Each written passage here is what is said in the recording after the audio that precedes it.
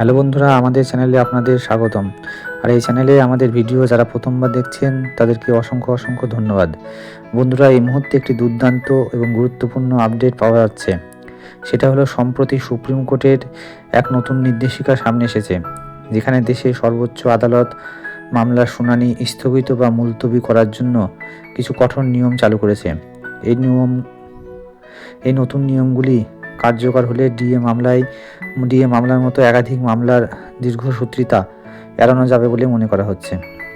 তবে মূল ভিডিওটিতে যাওয়ার আগে আপনাদের যেটা করতে হবে, আমাদের ভিডিওটি ভালো লাগলে আমাদের চ্যানেলটিকে অবশ্যই সাবস্ক্রাইব করবে, ভিডিওটি লাইক করতে একদম ভুলবে না, আর কমেন্ট করে জানাবে তোমাদের কেমন লাগলো, আর সব বন্ধুদের সাথে আমাদের ভিডিওটি অনেক বেশি বেশি করে শেয়ার করবে।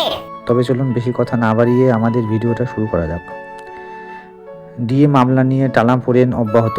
বর্তমানে রাজ্যের সরকারি কর্মচারী ও পেনশনভোগীরা ডিএ মামলা নিয়ে সুপ্রিম কোর্টের পরবর্তী রায়ের দিকে তাকিয়ে রয়েছেন। সূত্রের খবর, আগামী 4 আগস্ট মামলার পরবর্তী শুনানি।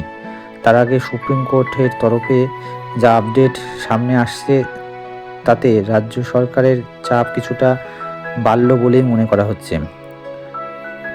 নয়া সুপ্রিম নির্দেশিকার প্রভাব পড়বে ডিএ মামলায়। সম্প্রতি সুপ্রিম কোর্টের এক নতুন নির্দেশিকা সামনে এসেছে। সেখানে দেশের সর্বোচ্চ আদালত মামলার শুনানি স্থগিত বা মুলতবি করার জন্য কিছু কঠোর নিয়ম চালু করেছে। এই নতুন নিয়মগুলি কার্যকর হলে ডিএ মামলার মতো একাধিক মামলার দীর্ঘসূত্রিতা এড়ানো যাবে বলে মনে করা হচ্ছে।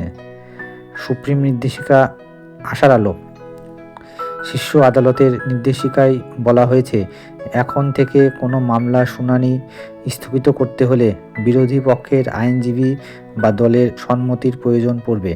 দ্বিতীয় শুনানির আগের দিন সকাল 11টার মধ্যে স্থগিতের আবেদন জানাতে হবে।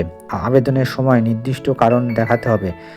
পূর্বে সংশ্লিষ্ট মামলার শুনানি কতবার স্থগিত করা হয়েছে সেই বিষয়েও জানাতে হবে। শুনানি স্থগিত করার আবেদনের জন্য কিছু কারণও নির্দিষ্ট করে দেওয়া হয়েছে। পাশাপাশি বাধ্যতামূলক করা হয়েছে ফর্মের বিষয়।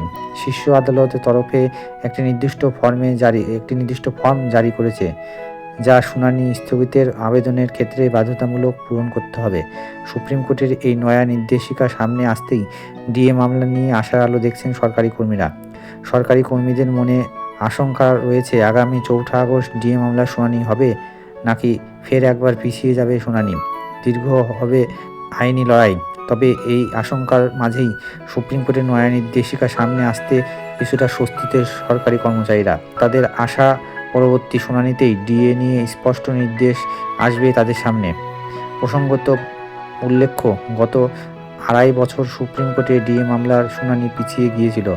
আজকের পর্বটা এখানেই শেষ করছি। ভিডিওটি কেমন লাগলো আপনাদের মতামত অবশ্যই কমেন্টের মাধ্যমে জানাবেন। আর ভিডিওটি ভালো লাগলে অবশ্যই ভিডিওটিকে একটা লাইক করে আমাদের চ্যানেলটিকে সাবস্ক্রাইব করে আমাদের পাশে থাকুন। Thank you for watching our video.